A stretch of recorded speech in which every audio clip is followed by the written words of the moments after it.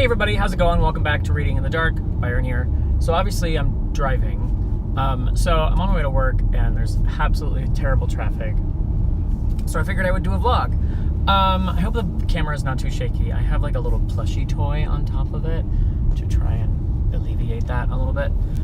So thought I would do a little vlog about this book that I am having an issue with. I'm slogging through a book. It's called The Wild Inside by Christine Carbo.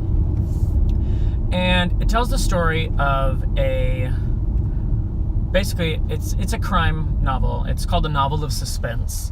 It follows a man who works for the National Park Service who shows up when they have crimes that need to be investigated on federal property in the cases when the FBI does not want to be involved because they have bigger fish to fry or whatever.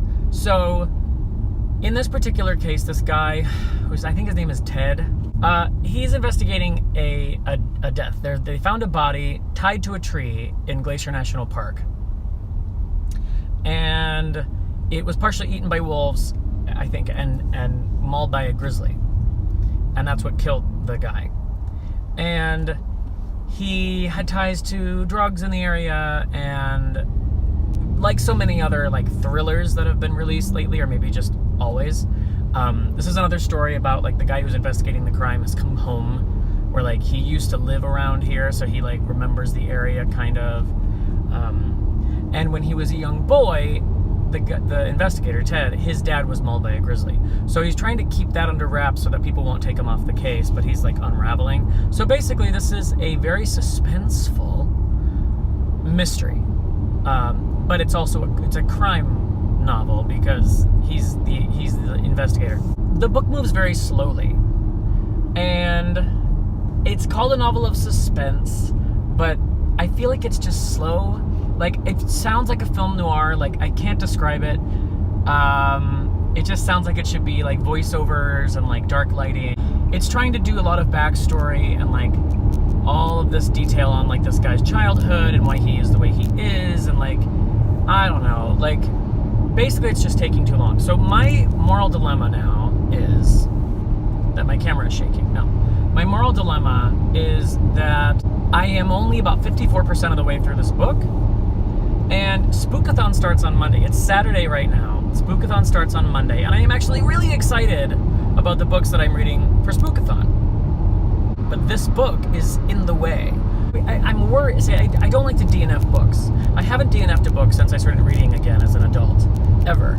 Because it bothers me. I'm a completionist. I'm very stubborn. And my fear is that if I don't finish this book by tomorrow early evening, in order to rest up my reading brain for midnight, for when SPOOKATHon starts, then I will be DNF'ing it, because I can't imagine picking it up again. I mean, I guess I could pick it up again a week later, not excited to read it then any more than I am now. But am I gonna do that? And I don't hate the book. I kind of like the book. I appreciate it's well written. You know, I like the guy's backstory. I'm intrigued by the premise. I like the main character. I like the setting. I'm just waiting for things to happen. And I feel like maybe I was expecting a thriller when in fact it is a novel of suspense. I just can't get into it, and it's been that way since I started. So I probably should have just DNF'd it a long time ago, and I didn't do it, and I'm not gonna do it. I feel like maybe this is one of those cases where like the book is fine, and we just aren't compatible.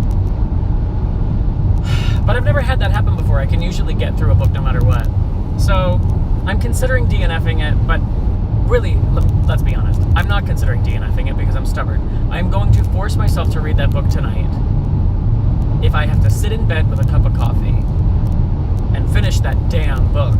So I don't know what your thoughts are, everybody, on DNF'ing books, if you do it all the time, if you do it and regret it, or if you've done it and then maybe regretted that you didn't do it sooner. If you have any thoughts, maybe leave them in the comments. If you enjoyed this video, or if you, sympathize, hit the like button, and feel free to subscribe to my channel. I would love to have some more subscribers. I'm getting close to 30. I have 29 subscribers, which is awesome. Thank you everybody for subscribing and for coming back. So I would love to get 50 by the end of the year. I don't know if that's plausible, but in any case, that's my goal. I've noticed that getting like followers on Instagram is a lot easier than getting subscribers on YouTube. But thank you for being here. Thank you for subscribing. If you have, please consider hitting the subscribe button if you have not. I'm doing a lot of new stuff on the channel right now. I'm trying to post as close to every other day as I possibly can. And until next time, I will be here driving, maybe, and talking about reading in the dark. Bye, guys.